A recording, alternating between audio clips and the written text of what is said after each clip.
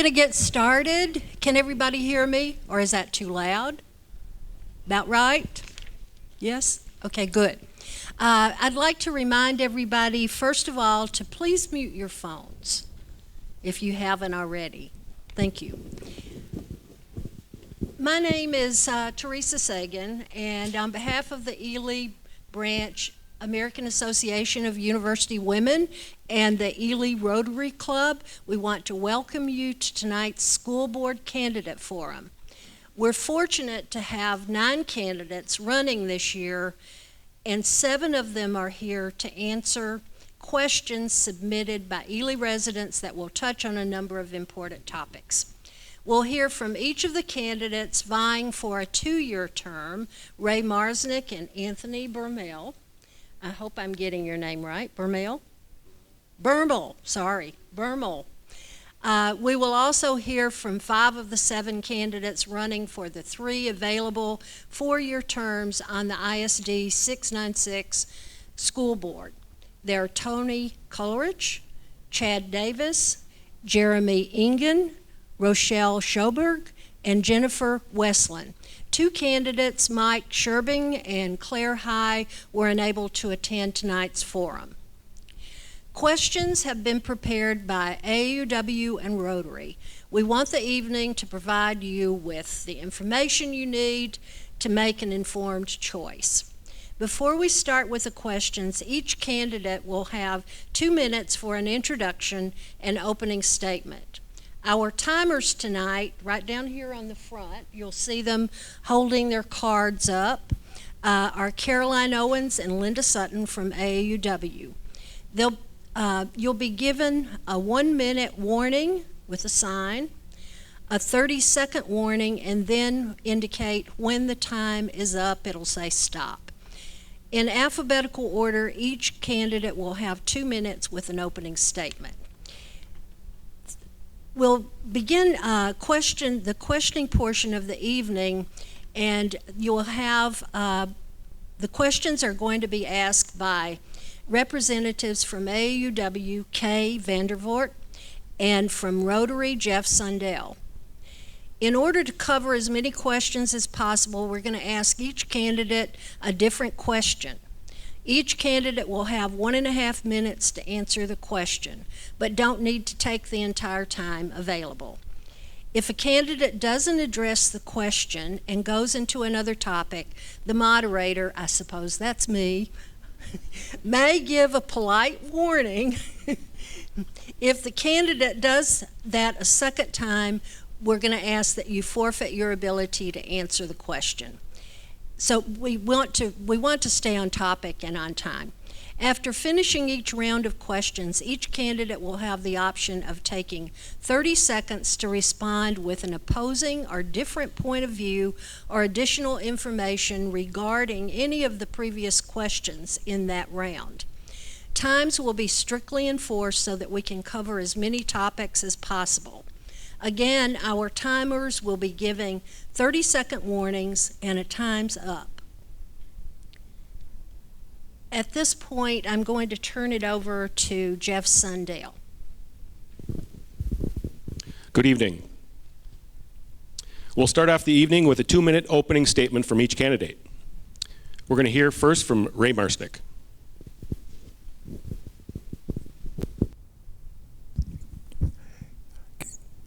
Can you hear me? Yeah, okay. First of all, I would like to thank the AAUW and the Ely Rotary Club for sponsoring this event here tonight. I think it is very important that the people in the community get a chance to meet the candidates and also to hear from them what their vision is for our school district as we move forward. Okay, now I'll just give you just a quick background of myself. I think most of you people know me already, but I'll just quickly give you a little background. I was born and raised in Ely, and I got my K-12 education in the Ely School District. I then went on and I attended Ely Junior College, which later became Vermillion, and now I believe it's at Minnesota North now. So I spent 2 years over there. Okay, from there I went to Bemidji State, where I got my bachelor's and master's degree in education. I taught in the public schools for 35 years. I taught in the Lake Superior School District, the Bowabic School District, and the Mesabi East District. I then, after I retired, I did run for school board here, and I am finishing my 21st year on the school board.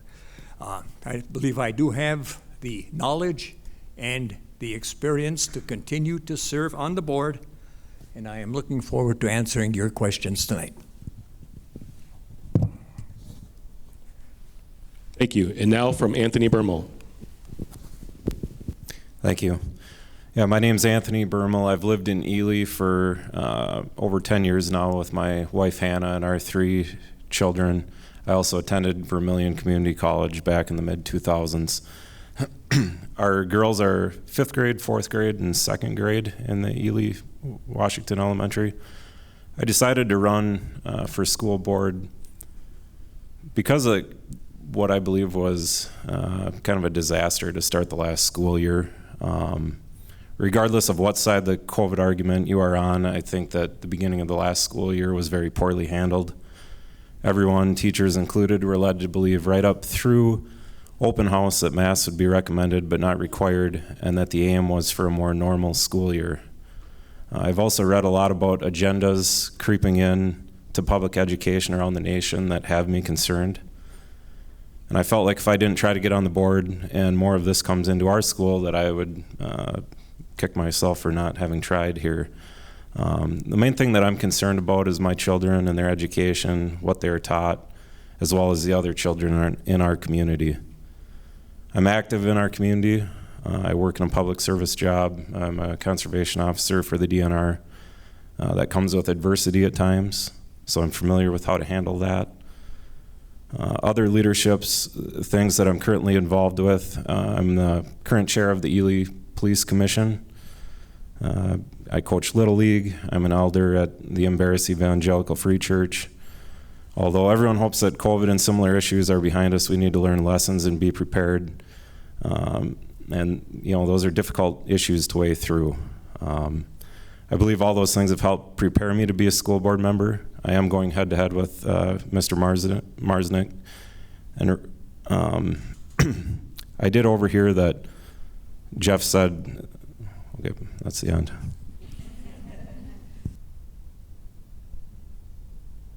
Coleridge, Tony Coleridge.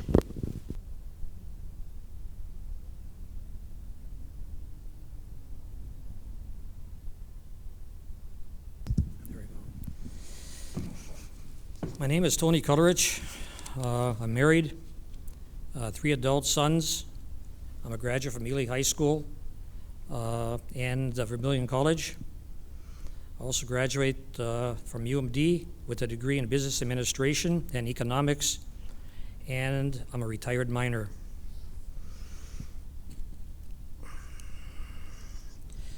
The school administration manages the school board, the school administration manages. The school board oversees the workings of the district, provides leadership, takes care of the business at hand, and plans for the future. I will continue to do that if I am elected. I will ensure that the district is a safe and secure school, I will strive to have every student graduate with a quality education, ensure that the district is financially viable and remains an independent school district, and to continue to work with the facilities building plan. I want to continue to provide service to the community and to the school board. Now, Chad Davis. Good evening. First and foremost, I'd like to thank the Ely Rotary and the AAUW for hosting the event. Greatly appreciate that and the opportunity to do this. I've held the interim seat at the Ely School Board since May of this year. I'm running in this election in hopes of keeping that position. I'm originally from Illinois. I've lived in Kansas, California, and North Carolina. I've earned a bachelor's degree in architecture from Kansas State University. I also hold a few professional licenses in real estate, life and health, property and casualty insurance, and own and operate a couple businesses here in the Ely area. My parents, brothers have moved up here to Ely nearly 30 years ago.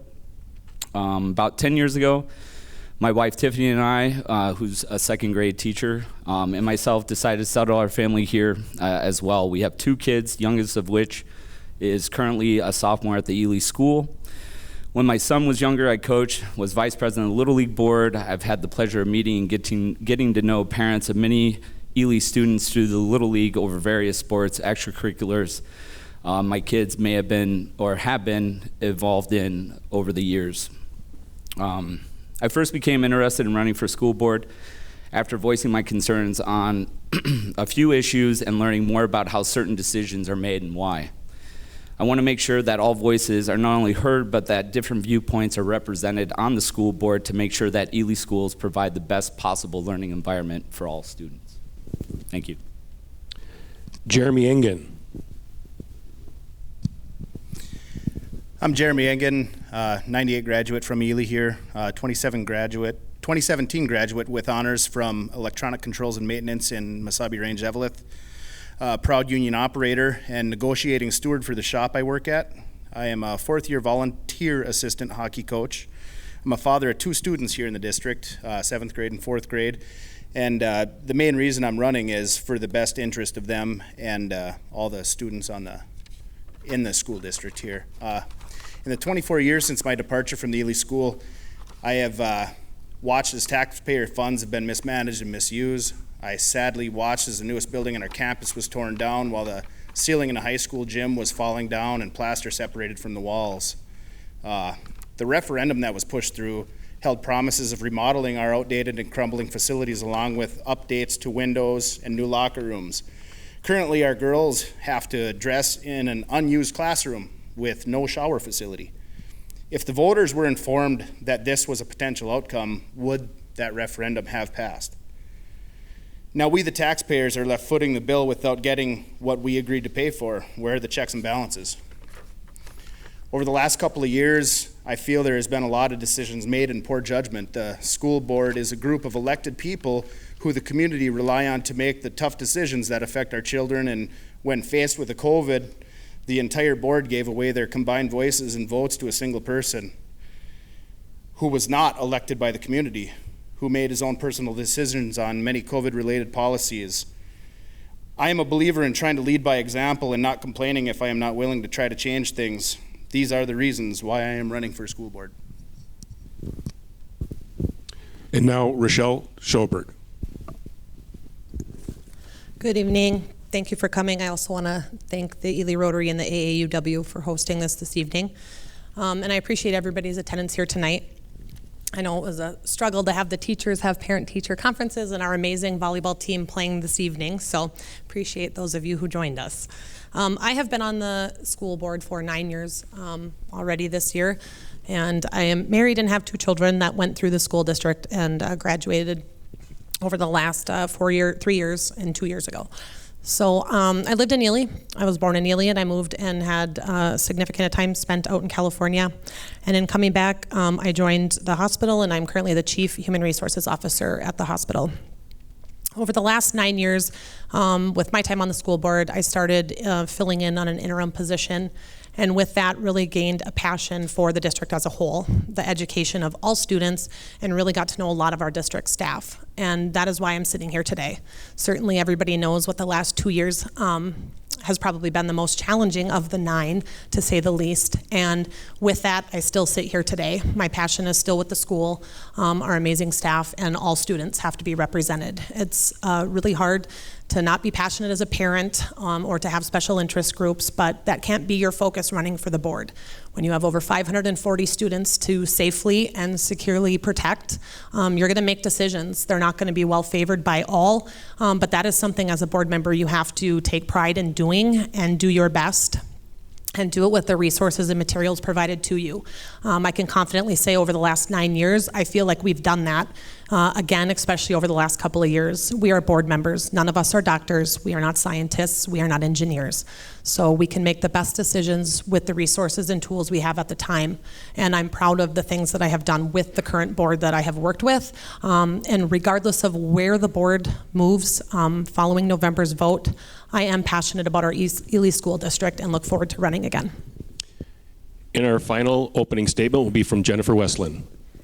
All right, thank you, everybody, for being here. And I wanted to thank the current school board members that are here for serving, and our staff and faculty over the last couple of years. They've been terribly difficult, and I appreciate your willingness to serve, and I'm excited to have the opportunity possibly to work with you. I am an Iron Ranger. I've been in the Iron Range my whole life. I've been in Ely for 23 years. My husband, Matt, and I have 2 children in the 6th and the 10th grade. We've had great relationships with Ely school staff throughout the years, and I want to continue to support the wonderful work that they're doing. I'm running because I'm a parent that cares about preparing our kids to enter the workforce or higher education set to succeed. I've got good experience that will lead me to be a good leader on the board. I have bachelor's degrees in biology and environmental studies. I've worked for 15 years with the Department of Natural Resources as a supervisor for the Bearhead Lake State Park. During those 15 years, I've had experience listening to varied viewpoints and communicating state policy in a professional manner. I have experience creating and working within strategic plans as well as policy and procedures set out by the state. I have experience hiring, supervising, and working with employees in various labor unions. I have experience working within a budget with various funding strings, ensuring that purchasing procedures and fund integrity is met. I have experience with project oversight and prioritization, including new building construction and planning. I've also worked within a variety of work committees in my 15 years as a state employee. I also have board experience. I am currently serving on the Minnesota North College Vermillion Campus Advisory Board. I've been on that board for 7 years. I've been on the Wilderness Program Advisory Board for longer than that. Currently a member of the Blue Line Hockey Board, and I've also served on the Ely Public Library Board. About myself, I love to travel, I love to read, I love to hike, I love being outside, I love my kids, I love where I live, and I want to bring this board back to a positive place and contribute the skills that I have to make the Ely School District the best that it can be. We'll begin our first round of questions. Each candidate will have 1.5 minutes to answer their question. Then at the conclusion of those 8 questions, each candidate will be given 30 seconds to comment on anything discussed in this round. So we'll start again with Ray Marsnick. Ray, more and more children today are food deprived. It's well documented that the brain, when deprived of food, does not learn as well when children have adequate nutrition. What programs and funding do you support to address the student poverty and hunger rates in our school? That's a good question. Yeah, that's a good question, and I would have to agree with you on that. For the last couple of years now, the federal government has been providing free lunches for all of the students. That no longer exists. And I strongly believe that there's no reason why we shouldn't be able to carry this over and continue to do this. I strictly, a lot of kids come to school, they did not have a good breakfast or whatever. And but I think it is very important that we do this, and I agree that good healthy meals are very important in the education of our kids. Anthony, since filing as a school board candidate, what specific steps, study, or actions have you taken to prepare yourself for a role on the board? Yeah, thank you for that question. I have done some research into what the role of a school board is. In fact, straight from Minnesota state statutes, basically the role of the board is care, management, and control of the school. We adopt rules for organization, government, and instruction, prescribe textbooks and courses of study, and fixed compensation of superintendent. I know those are, very much, statutes, but in reality, there are things that the school board is not set up to do, but there are also things that we absolutely can do for management of the school district. And my father was on a school board, so I've picked his brain quite a bit about, you know, the types of things that he you know, his experience in that. And also just talking to people in the community. I've had a lot of people, you know, ask me why I wanted to run for the school board and why they should vote for me.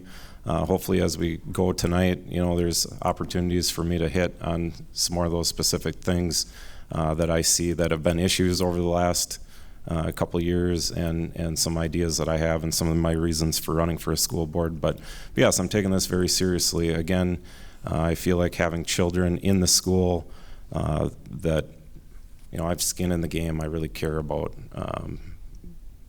our kids. And Tony, as you know, Minnesota is an open enrollment state. How will you compete with schools that provide one-to-one technology for students to use and take home with them? And how will you ensure staff members have the technological expertise to utilize technology to the best advantage of the students?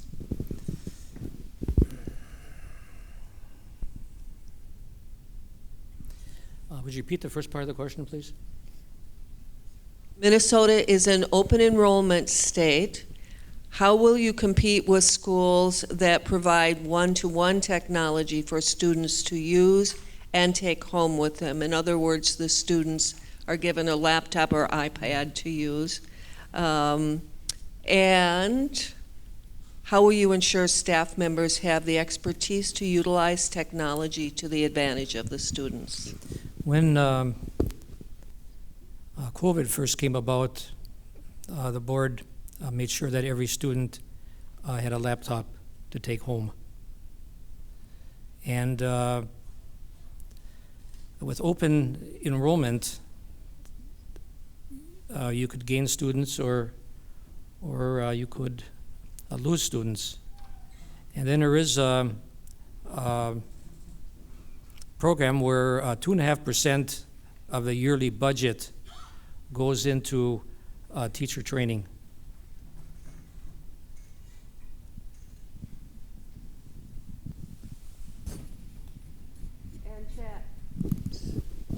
And Chad, is it important for Ely students to be taught a complete and accurate history of racial justice in the United States? Why or why not?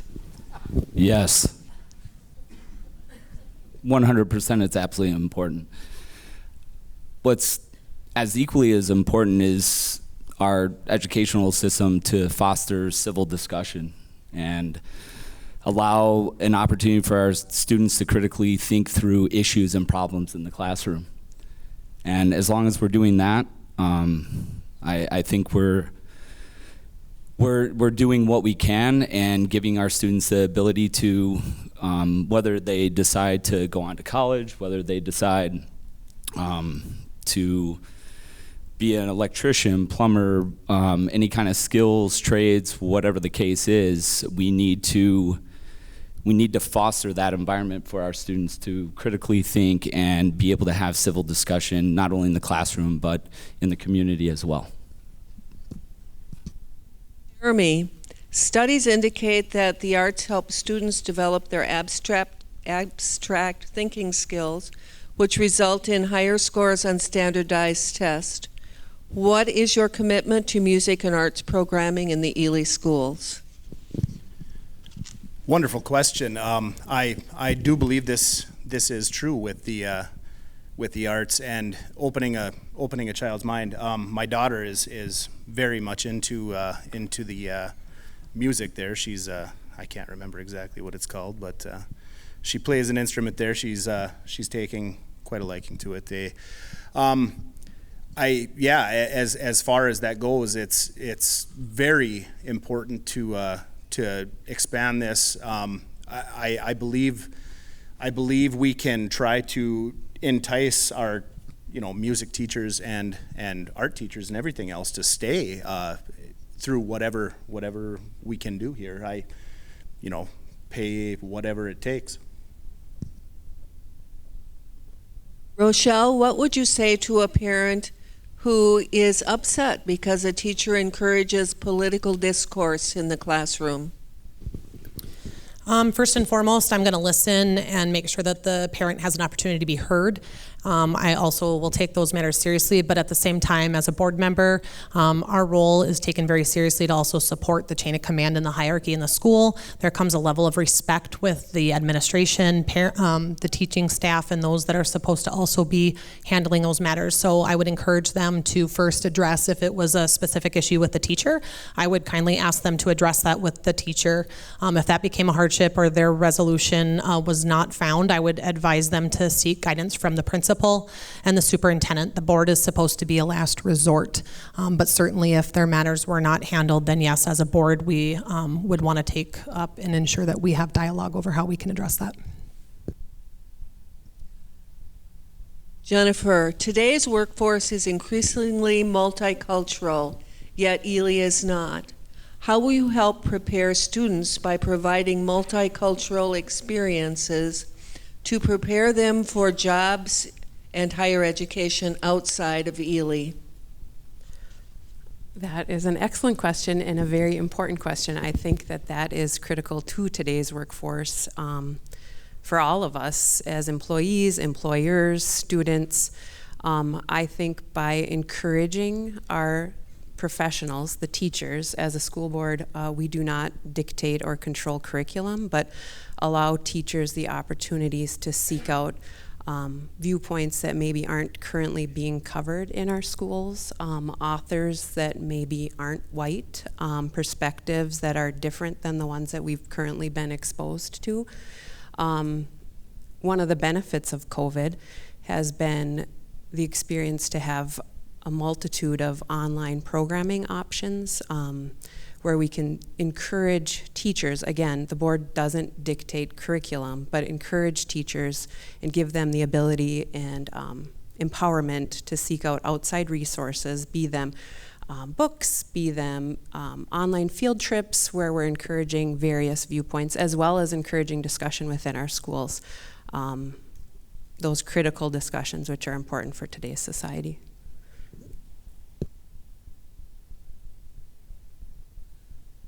So now we'll go to our 30-second rebuttals or comments. We talked about arts, accuracy of education in the classrooms, preparation for a role on the board, the effects of poverty on learning, and about diversity, to name a few of the topics. And again, we'll start with Ray.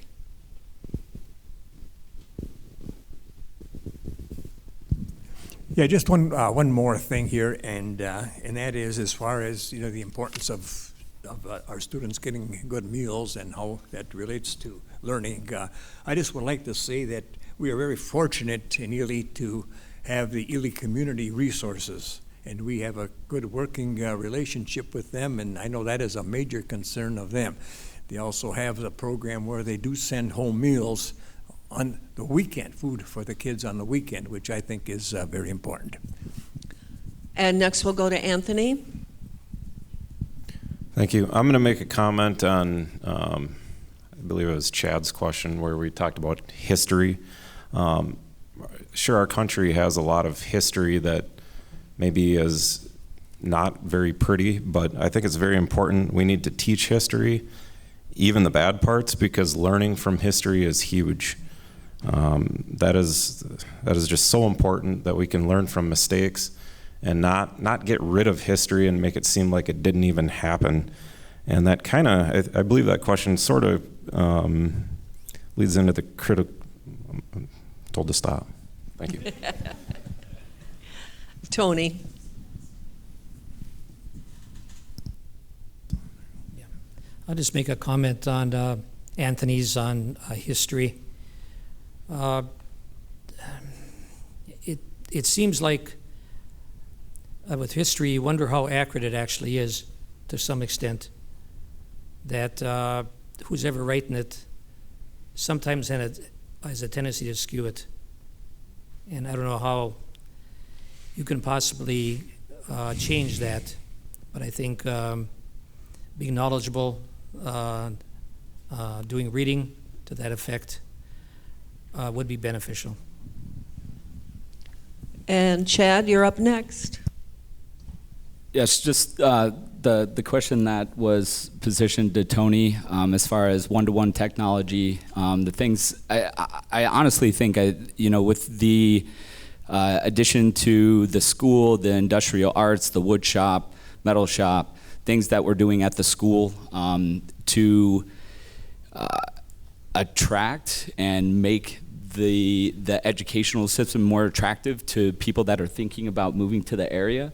I think we're most definitely moving in the right direction there. And there it is. Jeremy.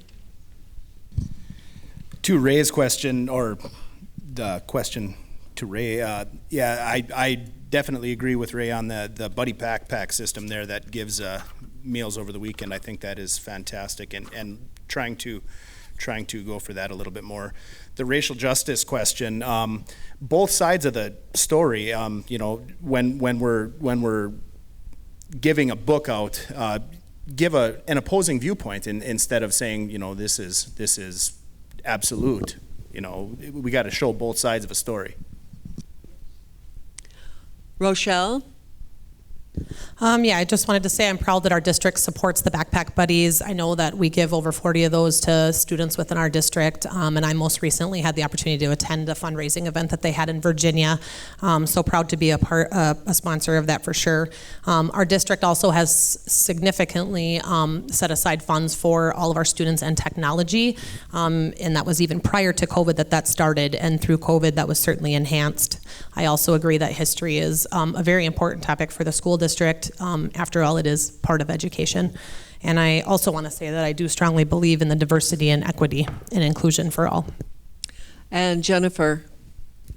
I just can't wait to see what's next. We've covered so much already. And I would say for prep, I've done a lot of prep work. I know what I'm getting into. I've followed up and looking at all of the board policies that are posted online. I've been reviewing past board minutes, attended a board meeting. I've spoken with current board members. So I'm excited and I know what I'm getting into. And all of these topics are really intriguing and I'm looking forward to delving into them more.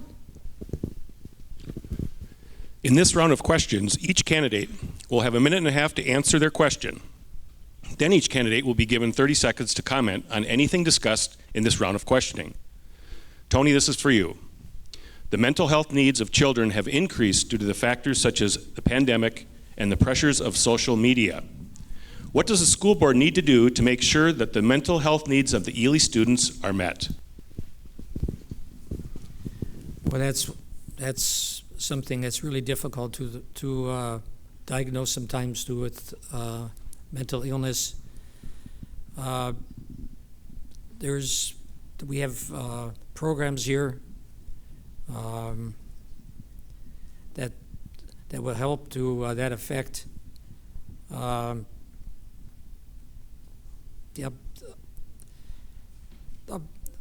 Basically thinking, about mental illness. Like I said, it's hard to diagnose, but it's really important to make the strides when a student is young in school before the student gets older. Chad, what do you feel is the role of the school board, and what kinds of decisions and actions should the school board avoid? Well, the role of the school board, I believe, is to really be responsive to the values and benefits and priorities of the community. And we really just need to listen and continue to listen to what's going on, both from those in the community, administrators, teachers, and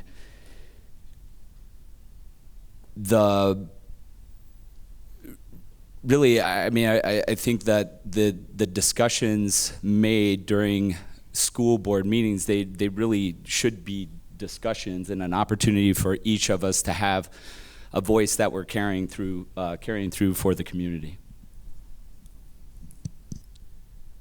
And Jeremy, how would you advise a parent who wants to opt their child out of a unit on climate science because they do not believe in climate change? I don't know that I would necessarily try to talk somebody out or try to sway their decision making. Whatever decisions they make is the best decisions that they can make.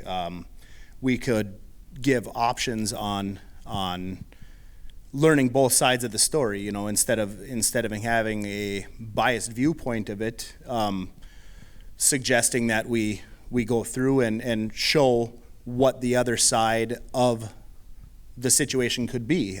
It's a double-edged sword. There's no one absolute. It's, you know, we have to show the whole issue.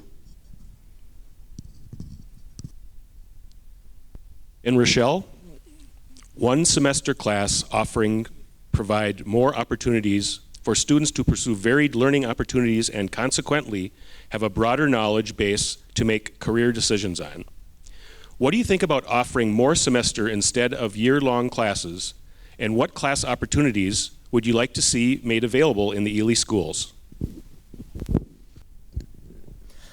I would definitely support that, and we've actually had discussion about that at the board level just in this last year as we were looking for the construction project and makerspace. Some of the things that we have talked about are enhancing more of the home economics so that our students are capable of doing all of those tasks upon leaving school and moving out.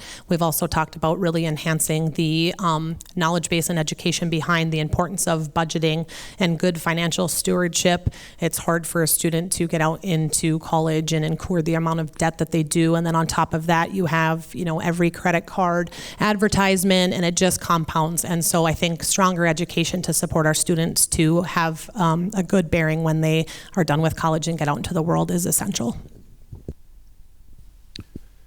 Jennifer, who should be making the curriculum decisions in the Ely schools, and what expertise should they possess? What curriculum changes would you like to see within the next few years? Well, from what I understand of how a board works and curriculum is decided, that would be the day-to-day operations with the superintendents, the principals, and the teachers. Teachers are the educational experts. They have the background in teaching. They'll know the subjects and the material that they would want to be presenting to the students and methods to get it to them. Could you repeat the question, Jeff? I think I got in the weeds there. Sure. Who should be making the curriculum decisions in the Ely schools, and what expertise should they possess? What curriculum changes would you like to see within the next few years? Perfect. So teachers should be making curriculum decisions. Issues with curriculum should be moving higher up the chain within administration. I would like to see the opportunities for teachers to bring in various viewpoints, diverse viewpoints, authors that maybe aren't being represented in our current curriculum, as well as virtual field trips, opportunities for our students to see various viewpoints through different lenses. But again, that is up to our professionals, and those would be the teachers with accreditations from teaching degrees.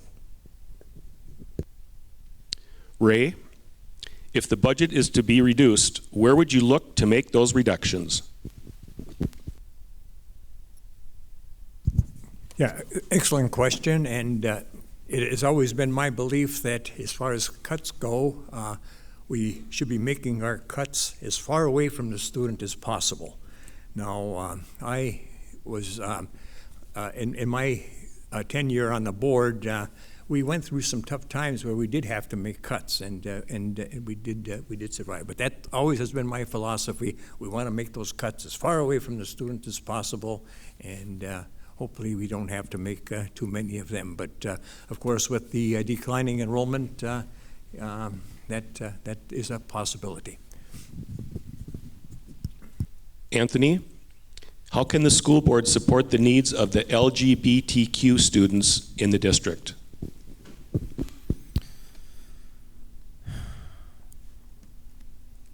I'm very much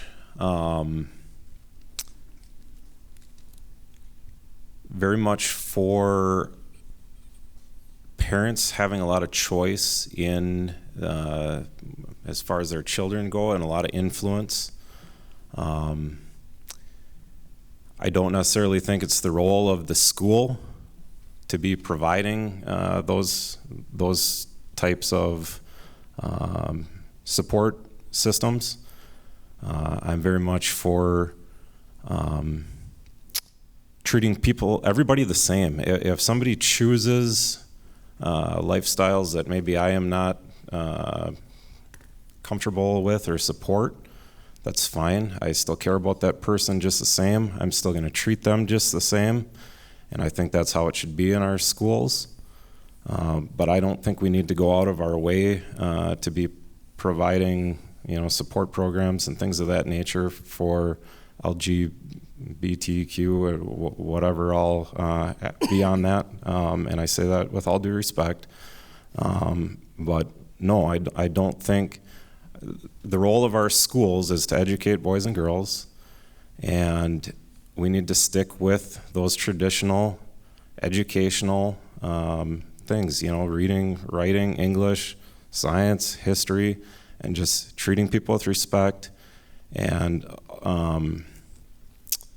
just sticking with those basics. Thank you. In this round, we talked about the mental health needs of our children, the role of the board, budgeting, and single semester courses, to name a few. We'll begin our 30-second comments with Tony.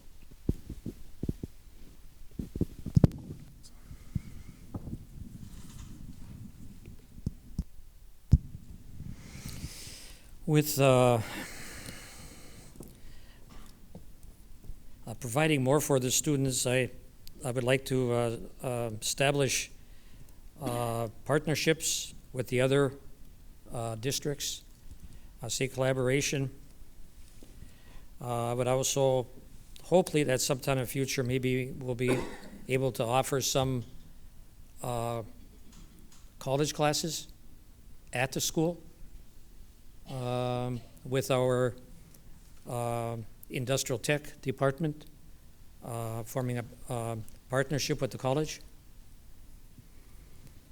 And I think there's opportunities here, and I would like to see the school be marketed as a business, and the students are, oops, I'm sorry. Thank you. Chad, you're next. Yeah, to follow up on the question that was asked of Tony about mental illness, mental health, I really think we need to do whatever we can to get to know our students better. What are we doing on a daily, weekly, monthly, quarterly, and yearly basis to get to know our students? Is our counselor meeting with our students on a regular basis? I mean, we're afforded the luxury of a small school district. We only have so many students. What real conversations are we having with those students? Jeremy, you're next. Chad pretty much finished up what I was going to ask or say there.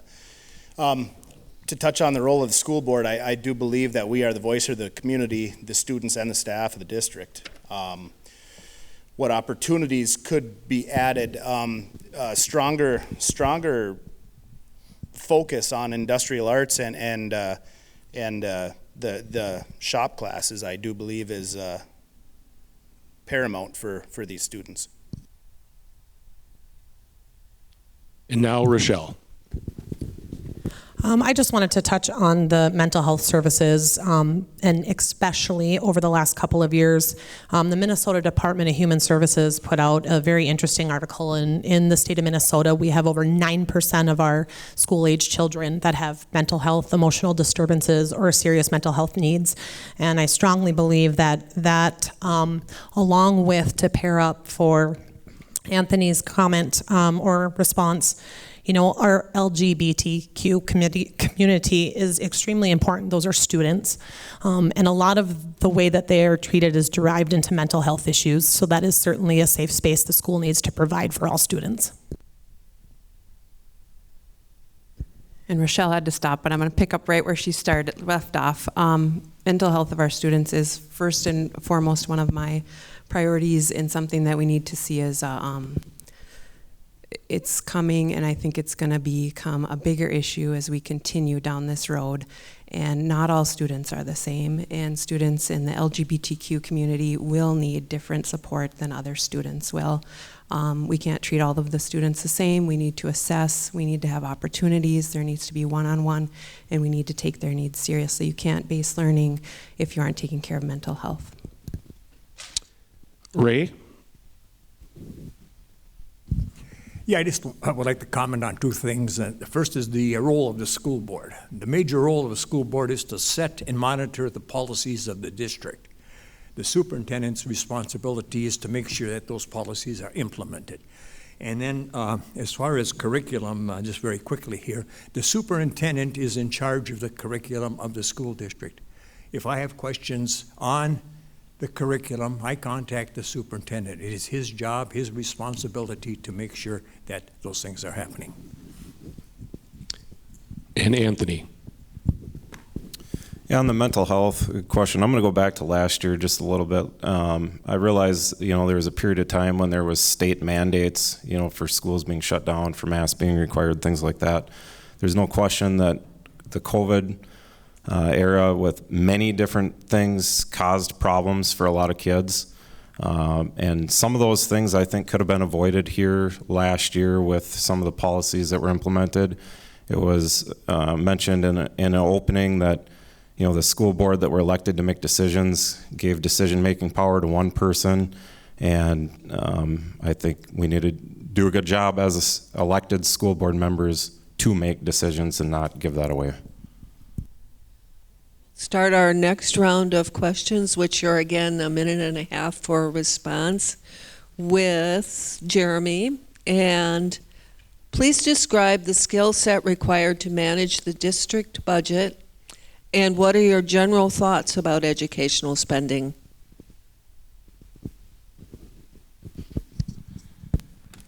Educational spending, I do believe, it's very important to not necessarily push one thing or another. A broad public education is absolute. It needs to continue. Could you repeat the first part of that question? What skill set is needed to manage the district budget? Financial responsibility. Lots of discussion. I believe a well-versed board on all aspects of what could be brought up throughout, over the last few years here with our construction, going through budgeting. It is it is very important to make sure we stay on track and stay within guidelines. Not overextending ourselves, and just good fiscal responsibility. And Rochelle, there are always students who have difficulty learning in the traditional school environment.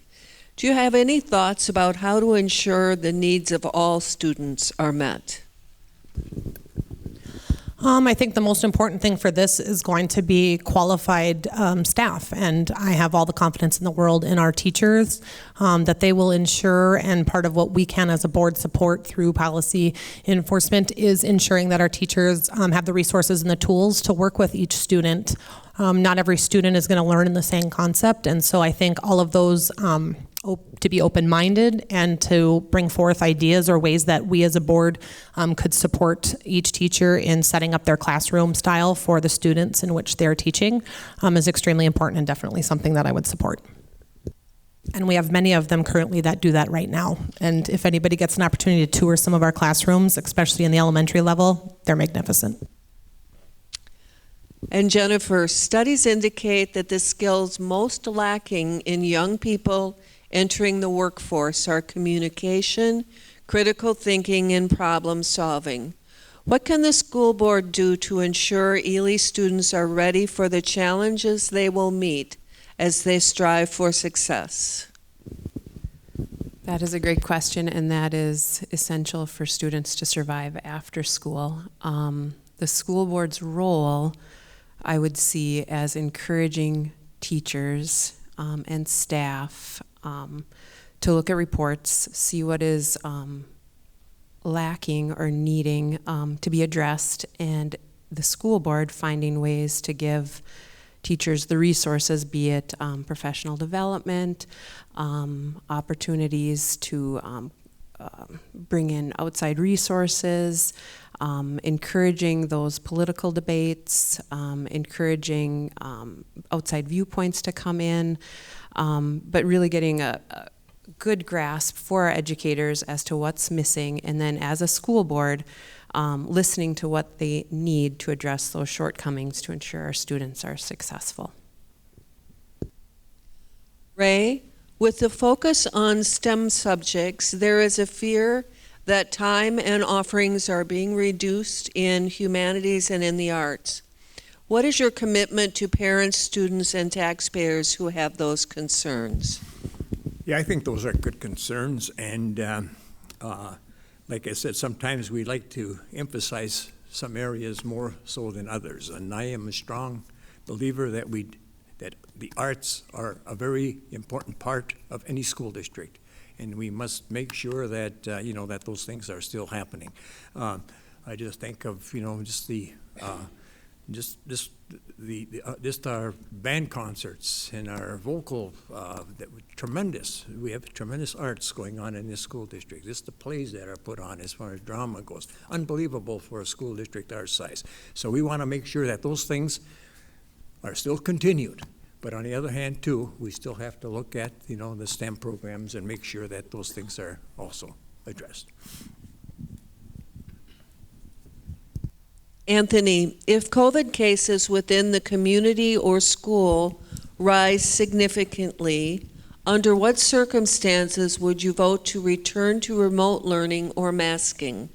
What other measures do you recommend to protect the health of students and staff? Well, I appreciate this question because this is one of the main reasons why I'm running. I would not, at any point in time before not doing in-person learning, and I don't believe masking was effective in any way, shape, or form throughout its life.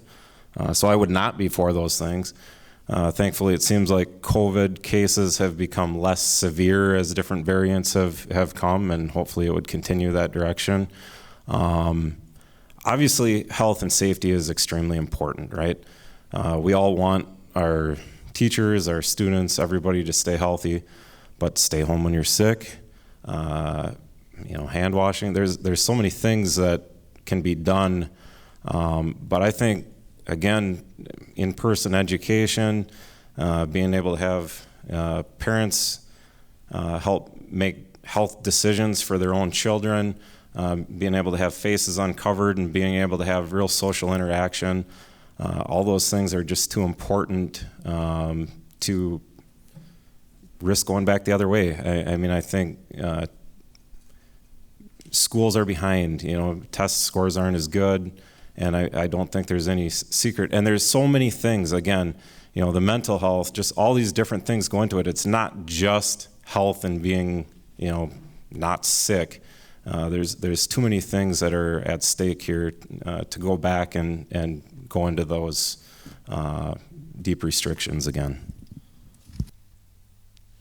And Tony, what social services should be offered to help students with a variety of social, mental, and physical needs aside from regular special education classes that are mandated by federal law?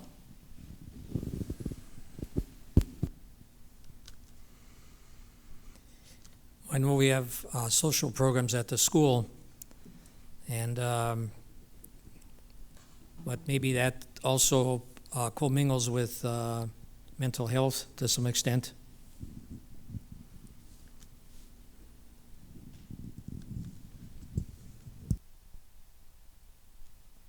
And Chad, teachers are faced with choosing reading and other teaching materials that represent a diverse Student and cultural demographic. How important do you consider giving voice to underrepresented such as BIPOC or LGBTQI students, and what efforts can be done to assist teachers in this task? Yes, I mean, I think that those people in communities that aren't representative or underrepresented, I think that's hugely important. That being said, I think it has a very specific place in the curriculum and the classroom. If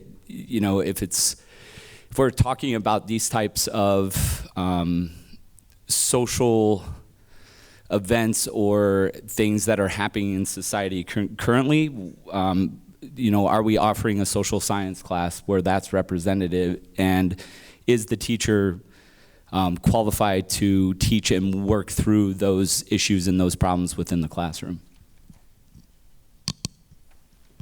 This round, we talked about the role of the school board and skills needed by the school board, skills needed for students entering in the workforce, COVID, social service needs, and meeting the needs of underrepresented populations.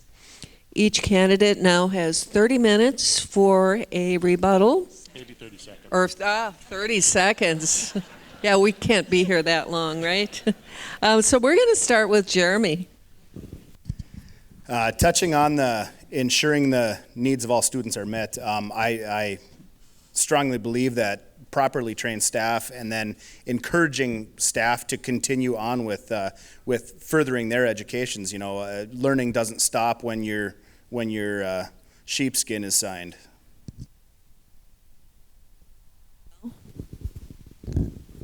I just wanted to also touch on the role of the school board.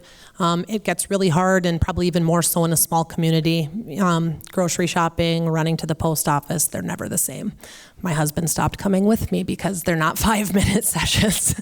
And it's difficult because you want to take the time and be respectful and listen to what everybody has to say, but the role of the school board is really adhering to the policy, being financial stewards, and ensuring the protection of the taxpayer dollars. It is supporting the district and making sure that you have a trust within your community. I do believe that day-to-day gets really challenging if you try to overstep those bounds. Jennifer.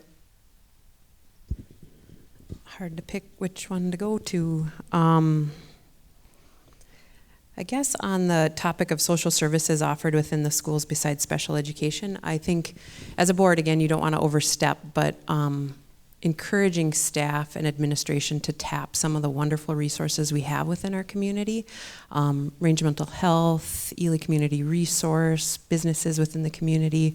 I think that we have so many options within this small town, and encouraging our administration and professionals to be creative and tap those resources. Ray. Yeah, just one quick comment here. I believe critical thinking was mentioned here, and I couldn't agree more. I think that critical thinking has been hit hard in our school districts, and I think that is as a result of the standardized testing. I think right now we are spending in our schools too much time teaching, learning for these tests so that kids can pass these tests, and I think that critical thinking is taking a big hit. And so I just want to comment on that. Anthony. I was also going to comment on the critical thinking concept and how important that is. Be able to present both sides of an argument, let people think and choose for themselves, and just to encourage that. I think, culturally, societally, there's so many topics that that's not encouraged anymore, and that should be encouraged.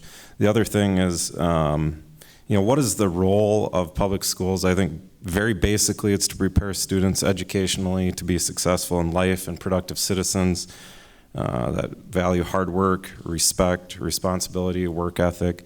Those things should be a part of it. Tony. I'm going to refer back to the COVID question. During COVID and distant learning I think we lost a whole generation of students. And I'm talking in a broad-based sense across the country. I don't know if these students will ever catch up with the time they lost. So I would hope, as we learn more about COVID, and this doesn't happen again, but if it does happen again, I hope there's other options that we can discuss and implement. And Chad? As far as COVID, masking, it obviously was a really difficult time for this country, the community. But I think whether it's this, something similar, we just really need to be consistent and look at the picture as a whole and be consistent through these policies or procedures that are happening, whether that's at local, community, state level, et cetera. And as far as... Okay. Thank you. This is the final round of questions. Once again, each candidate gets a minute and a half to answer the question and then 30 seconds at the end for rebuttal. Rochelle, many people today feel the schools are not adequately teaching social and civic responsibility and government. Where do you stand on that issue, and what changes would you like to see to better prepare students as citizens?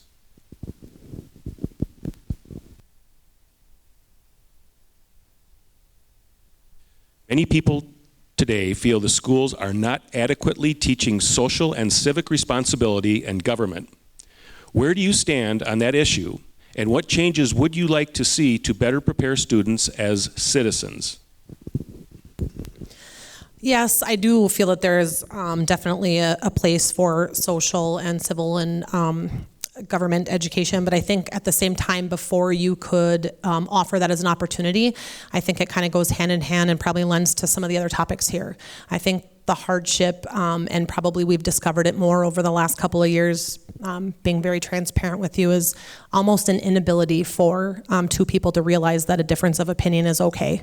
And I think to still realize that while we don't have to agree on the same topic, we can still be respectful and we can still be kind. And so I think regardless of what the topic is, I would like to have that as a focal point for our upcoming years with our students, because I think it starts with all of us as adults. And I've seen things, for prime examples, such as COVID and some of the difficulty that the school board's positions were in over the last couple of years. And I have the utmost respect for those that supported the masks and wanted to have the quarantining, but I also have the utmost respect for those parents that didn't agree with that. That is the problem with today that I feel is the most hardship that our students suffer the most from, is people just being kind and respecting that no two people have to agree on the same topic, and that is okay.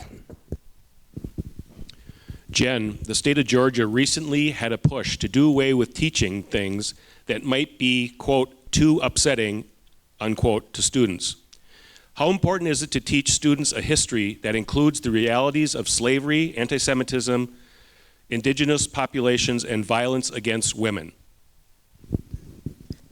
I think it is critically important, and I think it gets back to the question that Rochelle just touched on.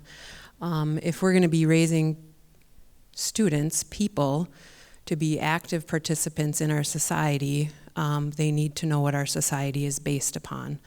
And that includes all aspects and from various viewpoints. Again, the school board's not in charge of curriculum, but I think that it is the Ely Public School, their responsibility to encourage students to leave with a well-rounded education, and that should include the history of our country, not just one specific viewpoint of history, but various viewpoints of history. And that would allow us to start touching some of these more painful topics that people get defensive around, and would allow our students to leave having experience looking at and discussing issues that aren't exactly easy to start. And by learning to do this at a young age, that would allow them to leave our schools as well-rounded individuals who are capable of having those hard decisions as they continue their futures, possibly in politics or government. Ray, what do you see as priorities for a district long-range strategic plan?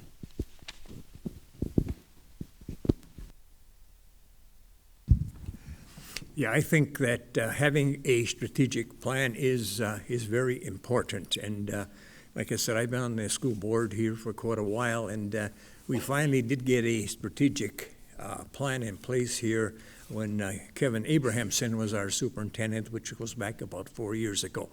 We also brought in Ralph Brower, who was an expert on doing these kinds of things, and he came in, and he does have ties in Ely, so he worked for Gratis, and he really helped us out, and he got the community and the staff all involved in it, and I think we came up with a good, not only a good strategic plan, which included a mission statement, which of course now you can find on our stationery and on our agendas, and we also do have goals.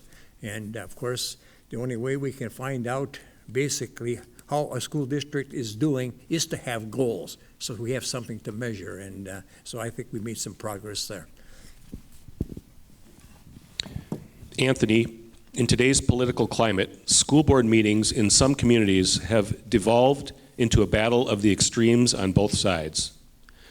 What are your strategies and skills to avoid that in Ely? Well, with my job, you know, I'm kind of a law and order guy.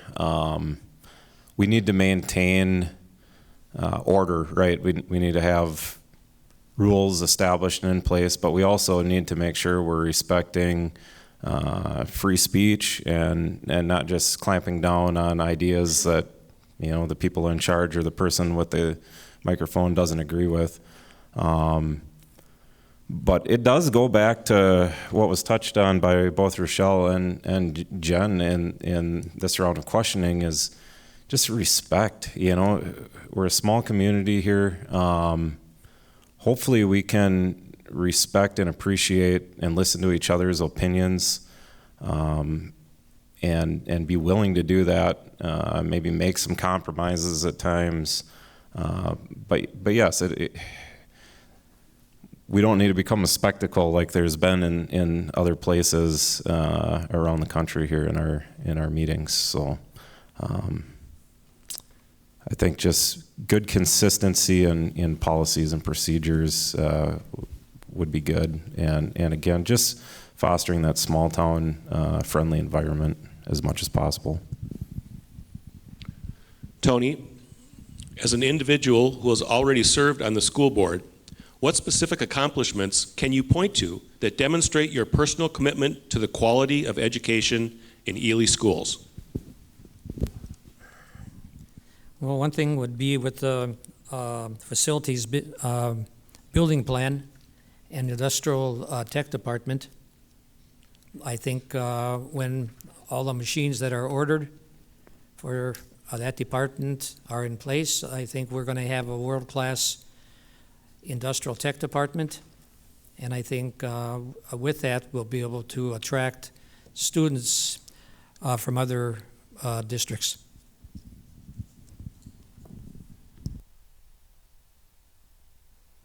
Chad, a school board member cannot possibly understand everything there is to know about running a district and providing a high-quality education to all students. What are your strengths in management, conflict resolution, and general educational principles, and in what of those areas will you defer to the experts?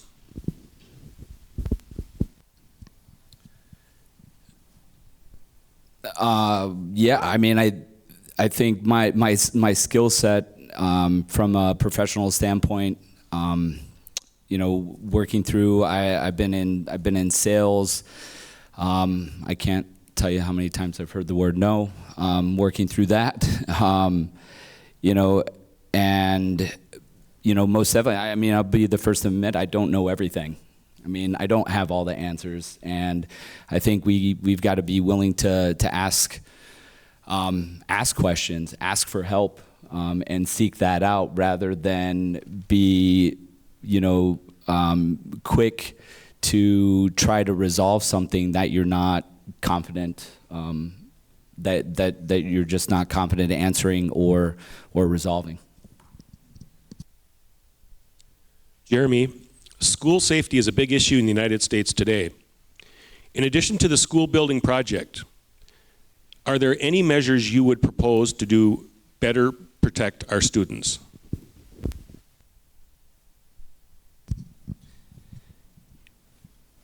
Probably an unpopular viewpoint here. I do believe having well-trained teachers, possibly in conflict resolution, not necessarily armed, but not necessarily not armed. Having access to something along the lines of that, with this whole school renovation, it was designed for a safe learning environment. With the money that was spent in all of this, we could have put armed retired military people at every door. I mean, there's several different options that could be looked at. Not necessarily right or wrong. I do believe having trained staff would be the start. Thank you. In this round, we talked about school safety, whether students should learn the realities of issues in our country, teaching civic responsibility, and skills and strategies to manage school board decision making. Each candidate has 30 seconds to comment on any of those topics or others covered in this forum. We'll begin with Rochelle.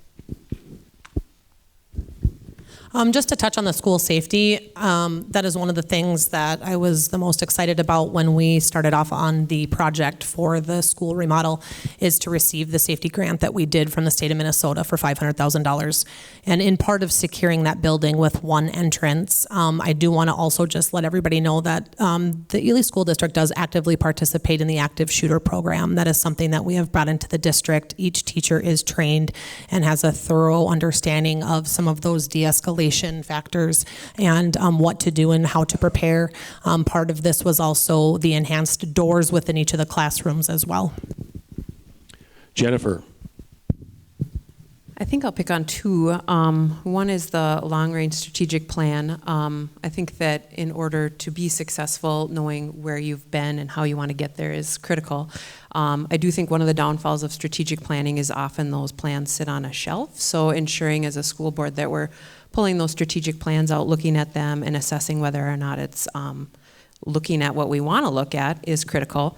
And then also I want to commend the board with some of the procedures that they put in place to keep the school board meetings orderly and keeping comments kind of in an orderly manner. So I want to give some props to the work they've done there. Ray. Yeah, I'd just like to briefly to comment on decision making, and I would just like to say that, like I told you at the beginning here, that I am a school teacher. I'm a school teacher. I rely on other people to help me make my decisions. When it comes to medical opinions, I rely on our medical professionals. When it comes to building, I rely on our engineers and our architects, and Tim Leeson, who is sitting here today as he's our facilities director. And the one thing we have to remember also here is that the superintendent is the CEO of the school district. The school board's major job is to hire a superintendent and to evaluate that superintendent. Anthony. That being said, Ray, I would also say, though, that the school board does have overseement of the superintendent. You do need to work well together, but I mostly want to touch here on the safety thing, just being a law enforcement officer. I agree that this school is probably doing things quite well with active shooter training, coming down to one entrance in the school. That's great. Another thing that I'd be interested in checking with the Ely Police Department is if they've looked into a COPS grant, which allows them to hire another officer that could potentially be a full-time school resource officer. Tony?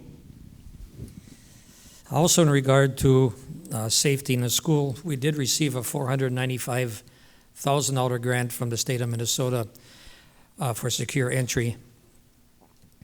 All the staff and teachers are knowledgeable in Alice training, which is what C. Rochelle has mentioned. I also have talked to our police chief, and I'd like to see Officer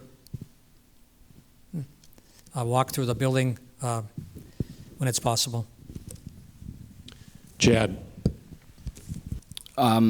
Yeah, so as far as the state of Georgia removing pieces of history because they're too tough for students to handle, that's absolutely completely ridiculous. I mean, we all know what our kids see, watch, are exposed to on a daily basis.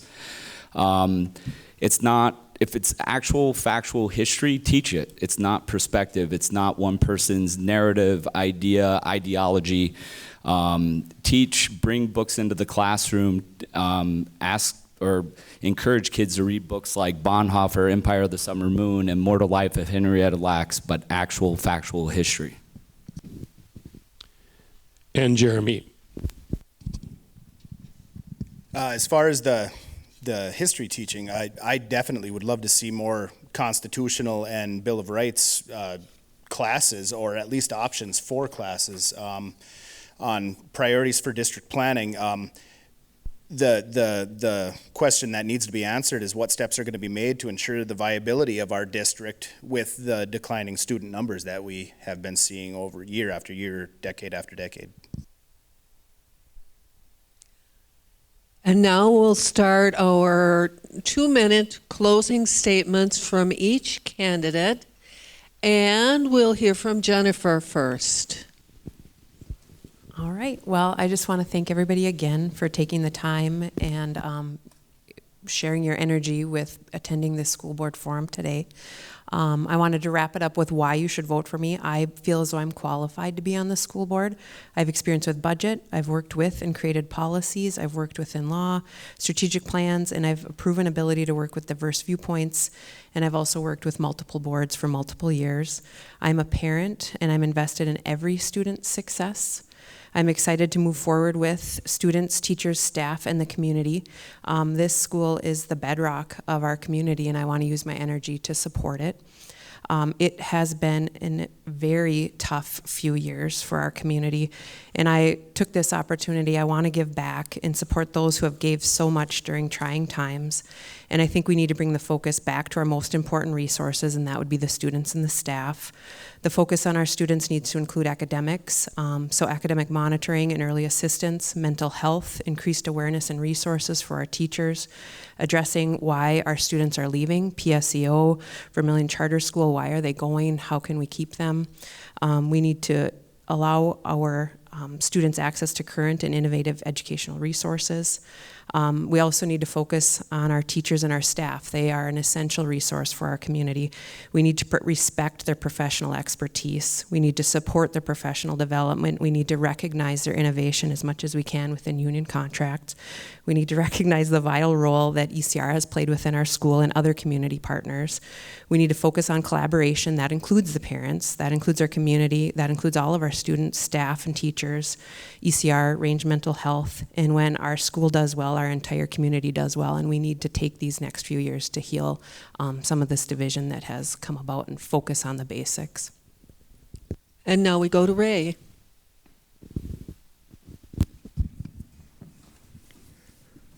A major pillar of any strong community is a good educational system. And like I told you, I was born in Ely. I think I know Ely pretty well. And one thing I do know is that the people in Ely respect a good education. And I think as a board, we want to make sure that we are going to continue to do that. I believe that we do have a strong school system right now. And I do think that we have a strong administrative team. I think we have an excellent teaching staff, and we have an excellent support staff. And I think it is important that we keep those things in line.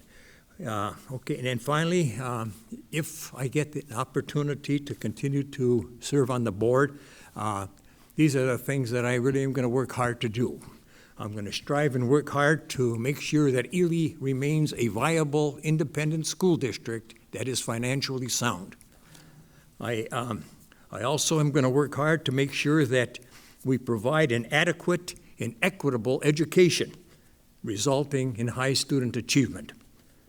I'm also going to work hard to make sure that we provide a safe and healthy environment for our students to learn. And if I am elected, I'm going to make sure that we conduct the business in a fair, respectful, legal, and a responsible manner. And I also will work hard to make sure that we work collaboratively. And we should always keep the focus on the students.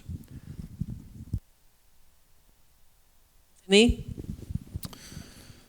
Ray has given a lot of time to the community on the school board over the years. I think for that he should be thanked and commended. But with everything, or most everything anyway, I think there's time for a change. I believe that time is here for some new blood and some new ideas. I've actually heard that around the community quite a bit. And certainly I have a lot to learn. I could never hope to compete with the knowledge Ray has of running an independent school district. But it's again, I think it's time for people with children in the district to be involved in the decision making. We're the people that kind of have the pulse of what's going on. We're the people that the decisions affect. It affects us, it affects our kids, it affects their friends, it affects our peers as parents. I'm just going to give one quick example from last year at the first school board meeting after the difficult start to the year. Ray showed up in a face shield. My kids had already been forced out of face shields on the first day of school, and friends of ours whose child needed to wear one for medical reasons wasn't even allowed with a doctor's note. And that just shows, again, as parents, we have a pulse of what's going on. And I think that's important, that parents' voices are heard and that parents can make important decisions for their children. One other thing that I noticed last year at some meetings that I attended just seemed like a lack of dissension and discussion at last year's meetings. It's great if people agree on things, but as elected officials or as board members, we need to have discussions and different viewpoints. And I will absolutely stand up for what I believe is right.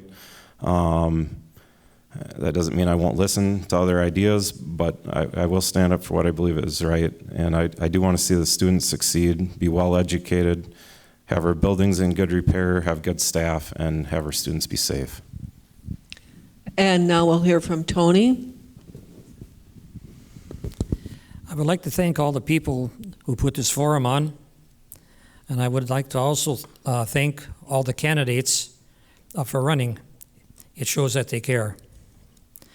I have leaderships that are necessary for the school board, and I established rapport with the people I've worked with. Some examples of leadership are Whitman City Council, 7 years, Planning and Zoning Commission, and these are all from the city of Ely, 9 years, Projects, 9 years, Employee Relations, 9 years, Public Utilities Commission, 11 years, Police Commission, 3 years, and a storefront rehab for 3 years.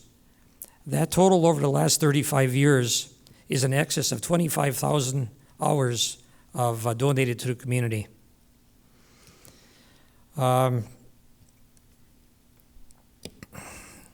What happens at the school affects the community, and what happens in a community affects the school.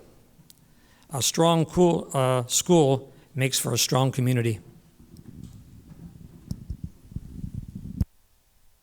And Chad, you're next.